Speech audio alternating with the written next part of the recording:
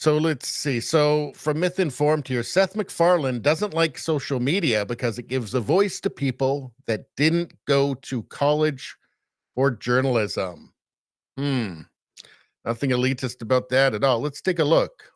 Fox doing all these other things, and then social media comes in, and I think journalists are fucking incredible. Yes, so do I. If somebody who writes an entire I think journalists are fucking incredible. Okay. All right. Let's that's a great start right there. Article about how much you suck, but they like fucking went to college, got a degree, earned it, take the time to go through all the things they don't particularly like about it. Amazing. But then when you give that same power to every person in the universe with a Twitter account, has that ever affected you? You just said it more eloquently than I. How credulous are these people? Like, how credulous is this guy? He thinks they're trying to tell you the truth. I ever could. It is true. Like I am also, I will defend to the death the presence and existence of journalists. As you said earlier, print media is in trouble. It is. Yeah. I mean, look. Now, remember this for later. He said journalists there. Journalists.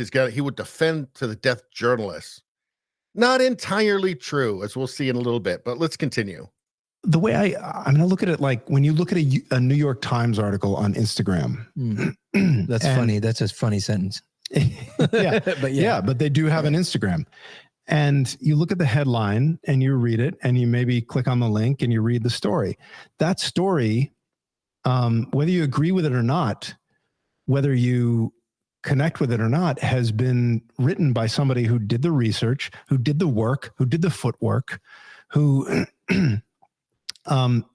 did the research, did the footwork. You mean they read other people's articles and then repeated it? Because that's pretty much what they do. But anyway, let's continue. Put in the hours to at least make an attempt to communicate the truth to their audience. And yeah, they're not perfect. How credulous. I mean, I don't know. Let's see. WMDs in Iraq. New York Times talked about that. Russia hoax went on for years. There was Officer Sicknick. They said that he was killed by January 6 rioters. Like 8 months later, they corrected that, which nobody saw. What did they have to say about, when Biden was talking about how if you got the jab, you wouldn't get sick and you couldn't transmit? I didn't say anything. They didn't do any legwork on any of this stuff, as far as I can tell. As far as I can tell, they were just pushing a narrative, an approved narrative. And that's what it feels like to me, is that their job is to spout approved narratives. And that seems like all that they actually do. But let's continue.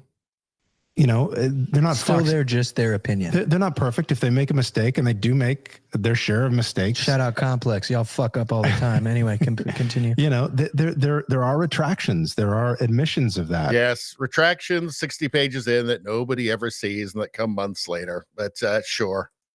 That's what separates Fox News. Fox News is in it for the dough. That's as simple. Wait a second. I thought he said he would defend to the life of journalists. I thought he said he was going to defend journalists. It turns out it's not all journalists, though. It's not all journalists. It turns out it's just journalists who tell him what he wants to hear. Those are the ones he's going to defend. Continue. Simple as I can put it. They're in it for the money.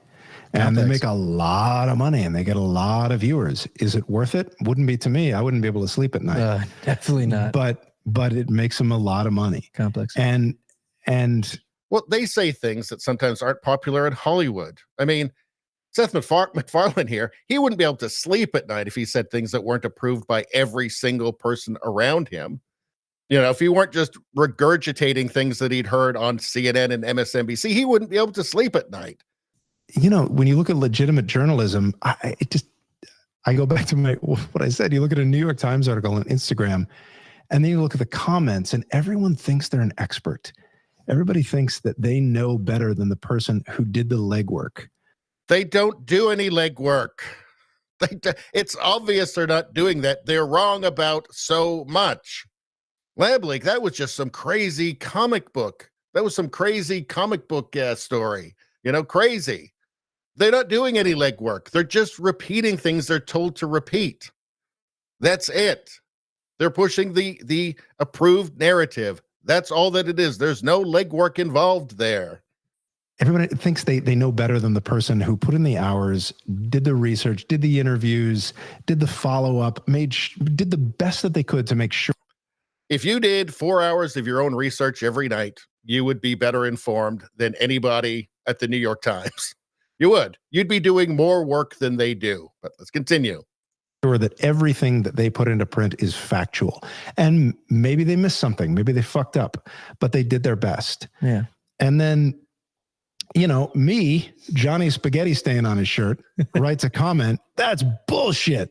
It's shocking to me that any press outlet just.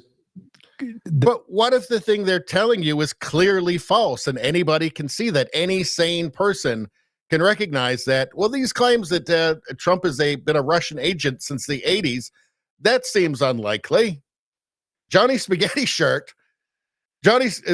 stain on his shirt doesn't need to be a journalist to know that's ridiculous.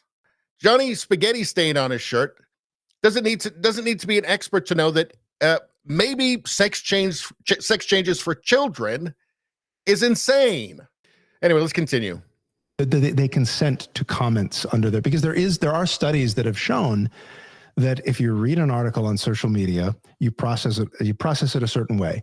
Once you read the comments and you start absorbing the inevitable extremism that comes with the comments that are kind of reduce that to black and white. Extremism being anything that disagrees with the preferred or the accepted narrative. Your perception of the original article is affected. That you go back to the original article and you look at it in a more extreme, more polarized way. Fox. Maybe a more critical way. Maybe that's a better way to put it. Maybe, maybe I'll look into this a bit more, but you don't want to do that because you don't have a degree in journalism. So it would be a complete waste of time. Your brain just simply couldn't handle it. I find this astonishing, this level of elitism. It's grotesque. This is the typical leftist attitude towards just the regular person. Too stupid. You can't possibly understand. You need to be told by us. I'm Seth MacFarlane. You think that I don't know? You think somebody in my position wouldn't understand, wouldn't be able to be the arbiter? Isn't the arbiter of truth